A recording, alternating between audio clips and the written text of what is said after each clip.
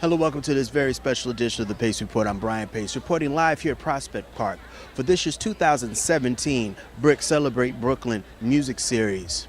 Tonight, blessing the band stage is a soul vocalist who, when he came out in 2001, set a whole new wave as far as fusing hip-hop as well as R&B, as well as a little bit of gospel in between. Musiq Soulchild hails from Philadelphia, and for almost 20 years, this gentleman continues to write about love, relationships, as well as things in between. Now tonight he's performing music from his brand new recording, Start Over, which came out a couple of weeks ago. And we had a chance to sit down to reflect on how he writes, how he's been able to stay in the game, as well as the publishing part of writing and producing, as well as we sat down and talked about some of his very pivotal roots in Philadelphia. So sit back, relax, and enjoy highlights of Mr. Musiq Soulchild performing live at this year's 2017 BRIC Celebrate Brooklyn Music Series here at Prospect Park, here in Brooklyn, New York, as part of the Pace Report.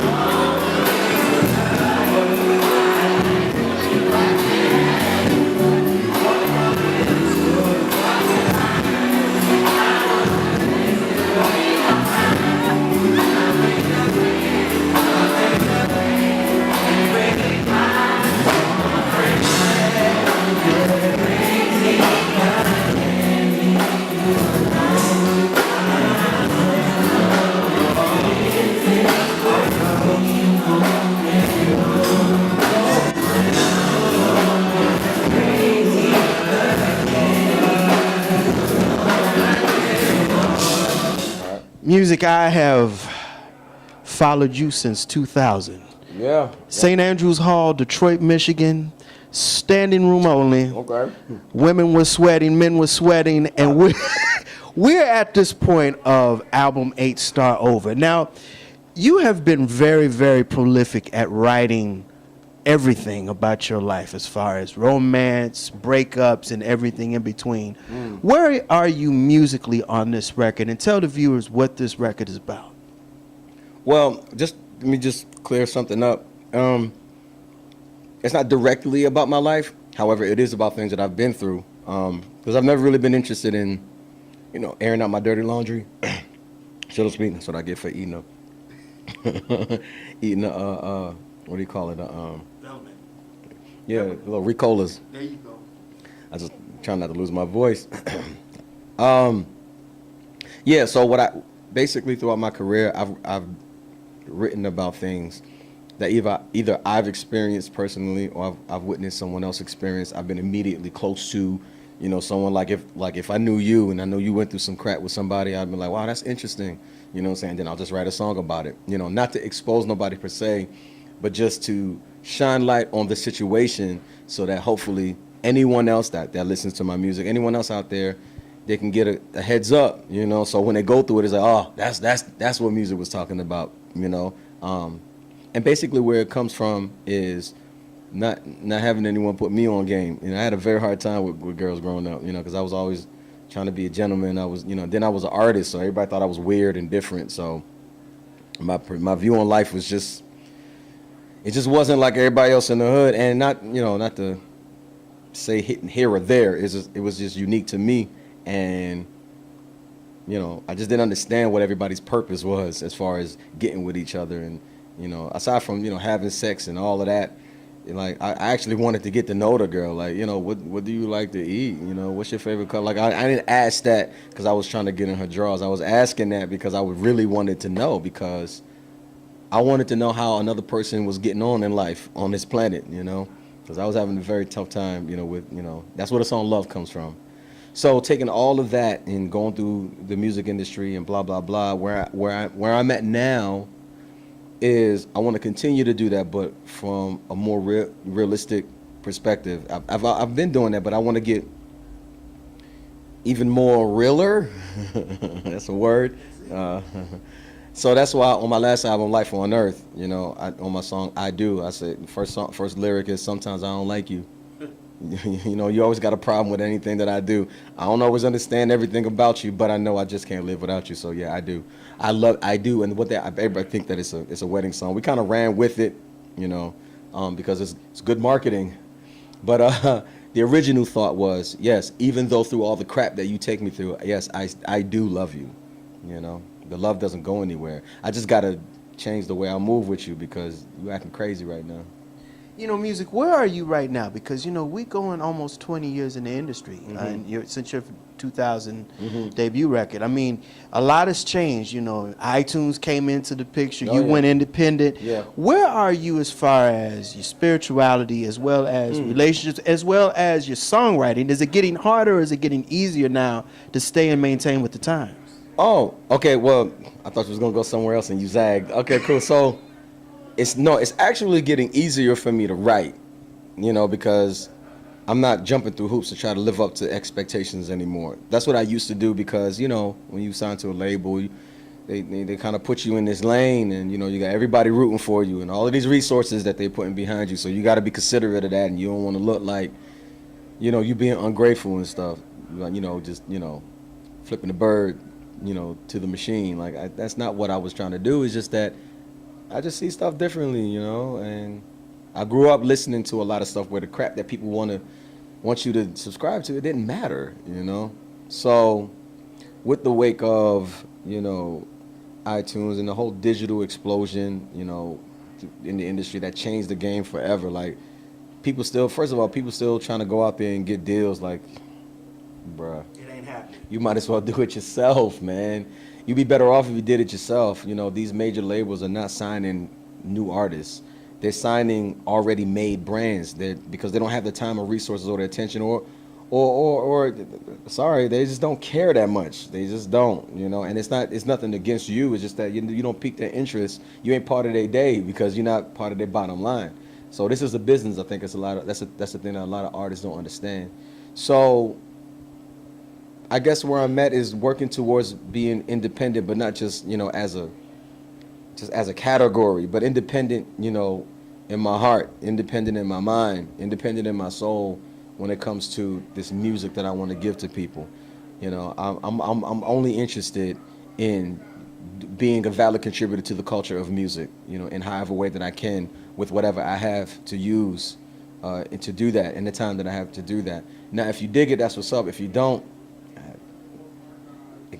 that's not even something that I don't even entertain that, because it just means that it's not for you. I don't feel bad about it. I don't, I interviewed. Really matter. That's true. That's very true. I interviewed Bobby Womack, God rest his soul, right before he died, and one of the things that I've always admired about you and what you've done to R&B is that you've kept the great lineage of rhythm and blues, as far as keeping rhythm and blues very viable and very relevant, right. But also at the same time, you've never been a cookie cutter guy. You've always maintained your own thing. In fact, when Neo Soul was going through its explosion in the the mid 1990s through about maybe 2005, you kind of stayed in your own lane. Because I never, like, people just always, they like to throw people in categories. They like to throw people in throw labels on people. And it's cool. It helps them to understand what's going on better, maybe.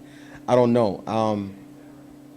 I never like publicly went out and said that I was either or neither or, There might have been a couple times that I might have been like, actually, I'm not really, but I go along with it, but but it's because it's never really been about that for me, If that's what y'all want to categorize me as, whatever, as long as it ain't hurting my progress, and as long as you still get it, as long as you still consume it, as long as you still buy it, or even just, listen to it and it gets into your soul. As long as that happens, I really don't care what you call it. Now, if you ask me what I would call it hip hop soul, because those are the two elements that contribute to my overall presentation. Hip hop soul. There are, a whole bunch of other stuff, jazz, rock and roll, gospel, blues, funk, it's a whole lot of other stuff, the reggae and, There's a little Latin influence, Afro Latin, you know, influences. A lot of that, little African, little Afro beat in there. You know, it's all music to me. You know, so that's why maybe that may have been the reason why it seemed like I was always in my own lane. I wasn't doing that to be different. I wasn't trying to be different. I was more so trying to understand what is it that I am musically. I was trying to find my own musical identity. You know, and to this day, I've yet to make my first album.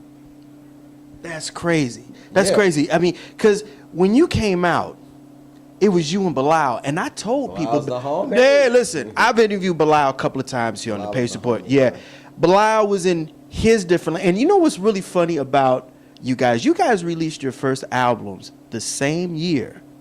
That's crazy. And then on top of that, you guys went through some of the same toils and strifes of the record industry, and then you guys came out. It comes with it. Yeah, that's just what comes with it. Like, nobody is exempt. You know, if you trying to do something other than what the status thing is, what the status quo they say, with the, you know, of what's being, you know, projected or presented or whatever. I don't even know what the words are.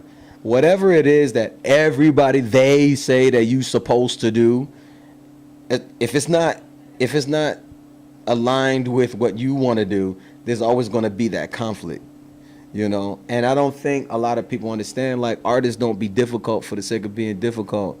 We don't just want to go out there and make life hard for ourselves. We want to make money too, you know. However, it's more important that we stand for something more than just the money. Money gonna come and go, you know. Musical integrity, you know, that's hard to attain, but it's very easy to lose, you know. And I don't want people to come to me and ever feel like I didn't give my best, you know. Even in me entertaining different things, because I know a lot of people had a lot to say about when I started entertaining different things, because in their mind I'm not supposed to do that, and that's so crazy to me, because it's all music.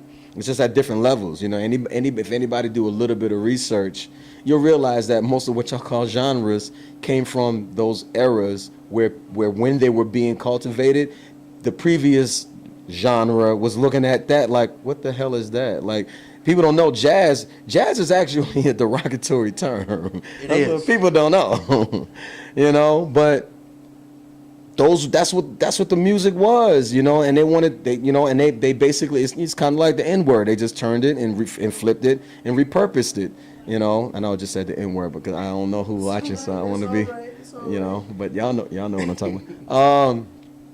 So yeah, you know, and it takes for a lot of those, you know, a lot of those trailblazers to make it into something that people could actually look at and be like, yo, I think they may be up to something. They may be on to something, you know. Nobody was taking jazz really seriously, you know, until, you know, all the big guns started like really doing it, you know, like Duke and Count and all of them, you know. And then after that, you know, then you have people like John and Charlie and Miles, like they took it to a whole nother level, you know. So I kind of look at hip hop as the same way. You know, now what's iller, I said realer and then I said iller, yeah. What's ill is that even in hip hop, just in hip hop alone, there is that evolution, you know, especially now with the whole, you know, Southern influence, you know, and even now in the Southern influence, there's an evolution. So there's just different levels to it. So to me, it's all part of it. I don't, you know, compartmentalize and subtract anything from anything. I may focus my attention on something in particular for a period of time, but to me it's all the same. So when people say that they love music, but then you think that it's okay to talk down about a certain style of music, that doesn't make any sense. Right. That doesn't make any sense. Just because you don't get into it, you don't dig it, you don't understand it, it doesn't mean that it's whack or corny, you know, or wrong. It just means that it's not for you, and that's fine. You know, music, you grew up in Philadelphia. And West Philadelphia, born and raised. 95, 94, 96 was the beginning of a very unique experience for rap music and soul music. The Soulquarians came out of Philly, Questlove, and Well, they came from all over. Yeah. They gathered. right, they gathered. Yeah. It was a musical meshing. Yeah, Q-Tip. yeah. I mean, but Erykah Badu, Bilal, Common, right, Mos Def, right. I want to ask you something about Philadelphia, because Philadelphia has had a very, very important, I guess, lineage of soul music Philly- and jazz. Yeah, Philly been lit. Philly been lit since. That's why, like, my perspective on music is such as it is. You know, it wasn't until I left Philly that I started moving around. I used to, you know, when I started moving around to, like, you know, to DC, to Detroit, to Chicago, to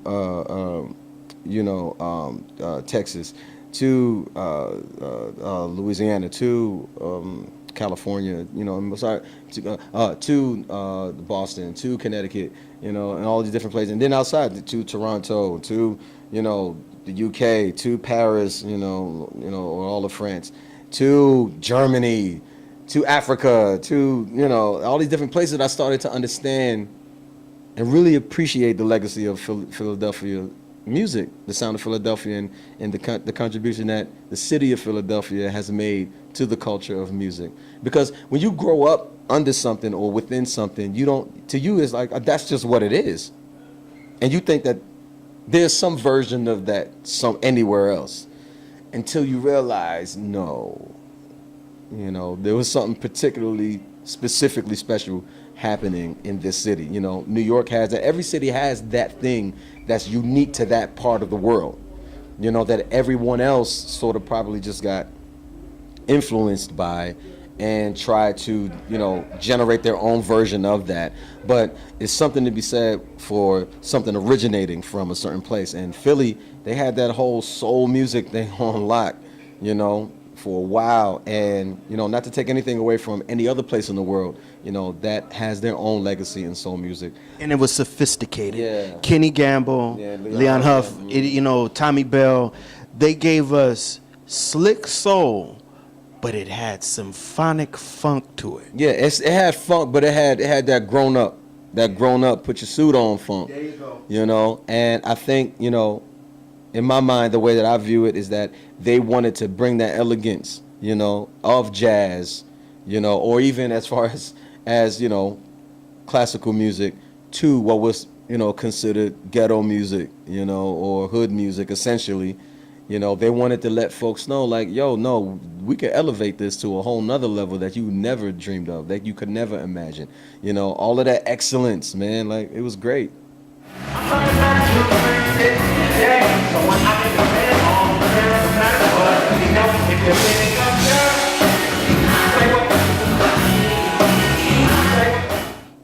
I was looking at your heroes, music-wise, and two of them I want to break down.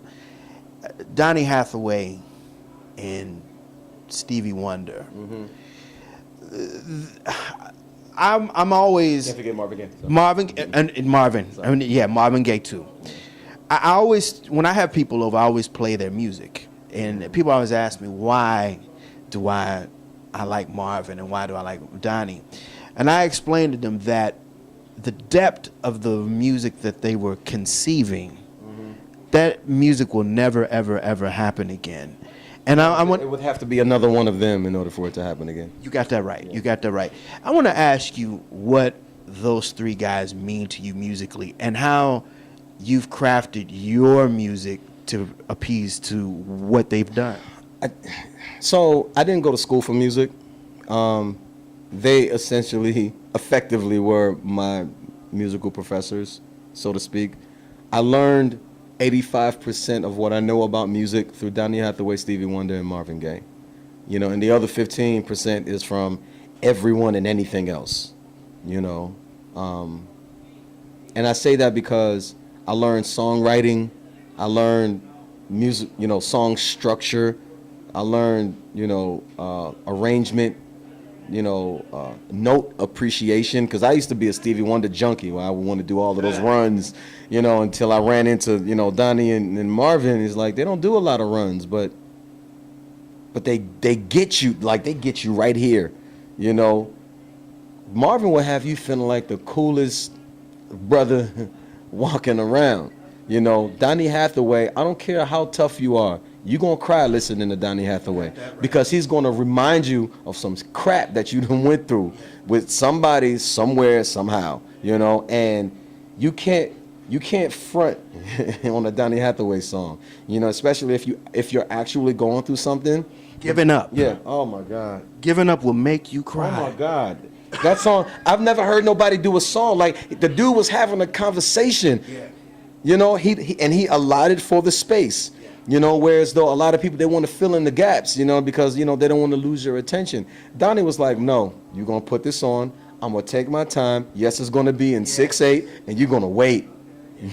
A song for you. Yeah. You know how slow he... Yeah. I mean, and and you know what? I've always said this about Donny. Less is more. Yeah, and that's why I learned note appreciation. I learned like no more, no less from Donny, you know? And it's not to say that Marvin and Stevie, you know, they weren't dope because I didn't get that from them, because I did. Like Marvin, for instance. Marvin, he would one note you to death.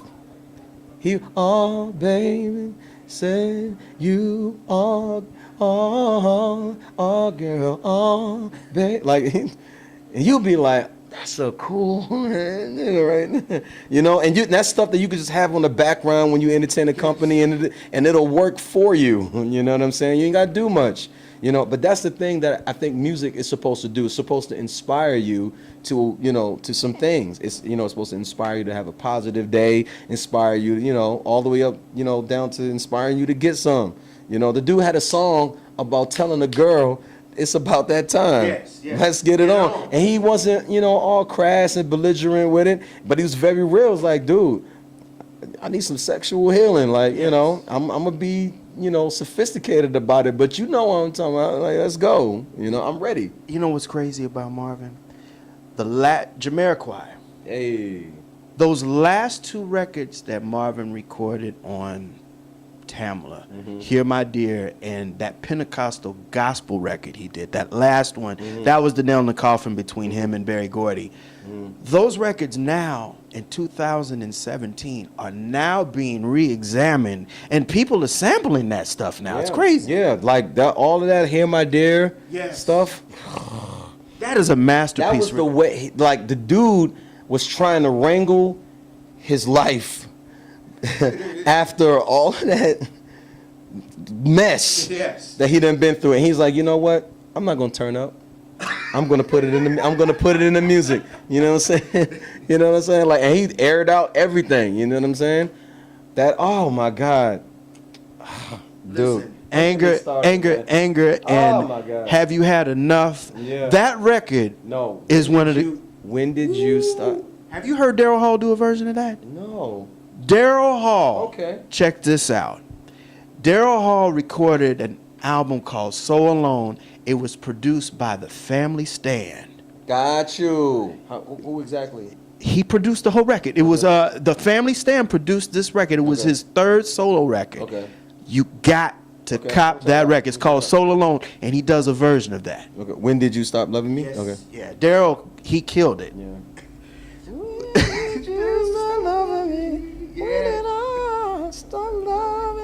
I think you're gonna do a version of that. I used to have, so the reason why I say they were my musical professors, because I would literally listen to them religiously. I would listen to all of their stuff back to back to back to back to back. And I to the point where I had to commit it to memory. Maybe not so much now, because I had to stop listening to a lot of stuff, because I would hear other people's stuff come through me. And I was like, well, that's not fair to be riding somebody else's wave. It's one thing to be inspired by it, it's a whole other thing to be regurgitating it. No diss to nobody that do that, you know, and I got to keep saying that because people take the things that I say, you know, there's a lot of sensitive folks out there. I'm just speaking from my personal perspective. I'm not out here judging nobody. I'm not out here looking down on nobody. I don't think that I'm better than anybody. My point is, I would rather have my own identity be presented than, you know, a hybrid of somebody else. You know, there's certain parts of it you're not going to get away from. You were inspired, if you were taught a certain way, that's how you came up, that's how you learned, so it's going to ooze out of you. However, if I'm aware of it, as much as I'm aware of it, you know, I'd like to stay away from sounding like, because I can sound like a whole lot of people, but like I said, I don't think that will be fair to them. So that's why I stopped listening to it for, you know, after a while. But there was a time where That's all I would listen to. I would listen to Stevie, Donny, or Marvin. I would listen to a lot of other stuff here and there, but more so than not, I would listen to them. Those three. You know, there's also James Brown. There's also George Clinton. There's also Sly. You know, in the Family Stone. There's also Michael Jackson. You know, I listen to a lot of Michael Jackson. That dude is a technical genius. Oh my God. Yeah, so, you know, there's a lot of people that I was heavily influenced and inspired by, no more so than Donny, Stevie, and Marvin. Like, yeah. If it wasn't for them, there would be no Musiq Soulchild. That's basically, Musiq Soulchild is a regurgitation, in a way of saying it, of Donny Hathaway, Stevie Wonder, and Marvin Gaye. Musiq Soulchild. This is the very last question, and this is the last question I ask every musician. Okay. Musiq Soulchild, what does soul music mean to you? Soul music is a soundtrack of life itself, because it includes everything. Because you can be soulful in any genre. You can't necessarily be hip-hoppy. You can't necessarily be rocky. You can't necessarily be funky. You can't necessarily be, you know, bluesy or churchy in every setting. You can be soulful in all settings. So, yeah, to me, soul music is the soundtrack of life itself. That'll do it again for this very special edition of the Pace Report, reporting live from this year's 2017 BRIC Celebrate Brooklyn here in Prospect Park. I'd like to personally congratulate and thank the incomparable Musiq Soulchild for his time. I'd also like to personally thank the staff and management here for BRIC for putting on a fantastic music festival this summer. Please make sure you go out and support Musiq's brand new CD, which is now available on iTunes as well as Amazon.com. Please visit my website, www.thepacereport.com, for my weekly column as well as my past segments. Until next time, remember, if it's in the groove, it'll make you move. Till next time, peace.